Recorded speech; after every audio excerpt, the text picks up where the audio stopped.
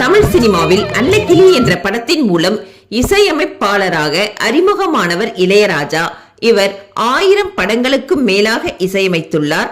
காலம் கடந்து அவரது பாடல்களை ரசிகர்கள் கொண்டாடி வருகின்றனர். தற்போது இளையராஜாவின் வாழ்க்கை வரலாறு படமாகி உள்ளது.